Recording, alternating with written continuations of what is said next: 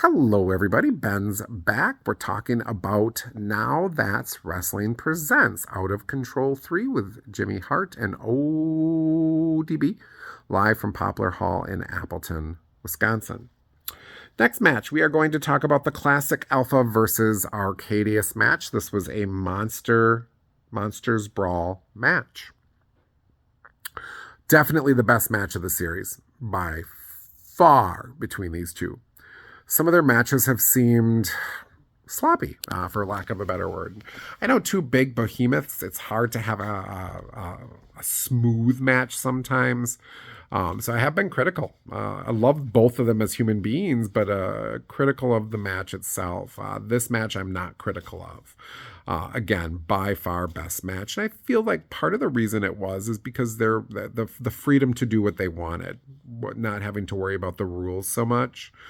It saw Classic Alpha use a weapon that Arcadius brought in and whack him, and ended up getting the win. I don't think it really hurts Arcadius's push at all. He proved he can stand toe-to-toe with a veteran of the ring. So I did give the match a 7 out of 10. From a storyline standpoint, again, absolutely makes sense. The only thing I would say to the Now management is let this be their last match. Move them on. I would love to see Classic Alpha work with a smaller wrestler. And I would love to see Arcadius give him maybe not this next time, but maybe the match after, let him maybe go after the champ. Start attacking the champ, building up a storyline that he would take on the champ, because I feel like him and Kaiser, foreshadow, will put on a hell of a show. So that's my opinion. Take it or leave it. Again, gave the match a 7 out of 10. Next up, Mike Jarek versus Nathan Gust in a last man standing match for full control of Now That's Wrestling. This match was off the fucking charts. It was so good. And I had made it what it was going to be in my head, and it was way better than what it was in my head. It was a storyline, and I'm a big person for emotional storylines.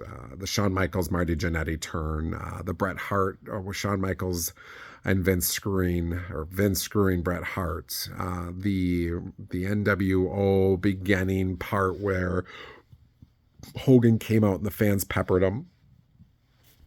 All those kind of storylines, and this was all those but better because I know the two people. They're best friends, turn mortal enemies storyline. Jarek took the win after those two beat the just living crap out of each other. A daughter watching on in just horror.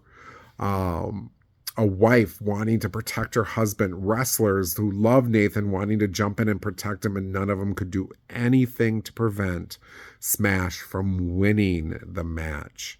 Nathan just couldn't answer it. Couldn't answer the 10 count. And you know what? Come here. Smash is now in control of Now. A new logo popped up. Love it. It says Smash. It's clean cut. Colors match a certain other thing he does. This has potential to be a great storyline to go through 2025. If I were the promoter, he would be in control for the first 6 months with really very little interference, making it his federation, run the way he wants to run it. With, again, very little interference. Then at about the 6-month mark, maybe Skater Mania, start having things happen where, if Nathan plans on trying to wrestle the company back, where the good guy wins the day and the fans go home happy, let that after the 6-month mark, where then things can start happening where Nathan's had enough and can't stand it anymore type of scenario. But don't let it happen too soon. Give Smash time to run the company his way with an iron fist, I'm hoping. this has such great potential for that end game type of thing. If you're a Marvel fan, that moment where you hear the people talking in the background and the bubbles open up and out come the heroes. If done right, that has that potential. If done right. Gave the match a 10 out of 10. Not only was it match of the night, which we'll talk about more later, in this reporter and human being's mind, it was match of the year for Now That's Wrestling, and quite honestly, Midwest. So, again, storyline wise, makes sense. Smash is here to run the show, whereas Nathan's in Florida. And for my personal opinion, absolutely the correct result. We'll finish up the night with Perfection versus Kaiser. Perfection was the Now That's Wrestling champion, and Kaiser was challenging, of course, both members of the McClure at one point family. Great match. In the end, Kaiser made Perfection scream, "I quit, I quit, I quit, I quit," and became the champion. Great match. From a storyline standpoint, made sense. Perfection did everything he could with that title. I'm not sure what's next for Perfection. I'm not sure. But he should get a rematch.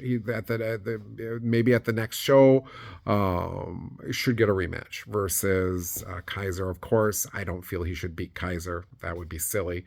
And maybe have him disappear for a little bit and maybe then come back a fresh persona. I don't know.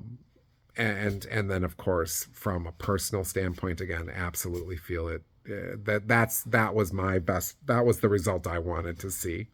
The only reason I would have wanted something different is if Ruthie would have come back and interfered on behalf of Perfection and became his bodyguard in a weird twisted ending. So yeah, no, great ending. I gave the match an 8 out of 10. Kaiser absolutely deserves it. Kaiser, you're one of my favorites. You're a master of that ankle lock.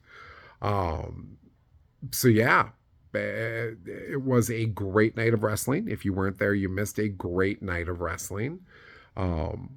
That's all for this video. We'll have a couple more videos yet. If I don't see you again today, I just want to say good morning, good afternoon, good night. And remember, be happy.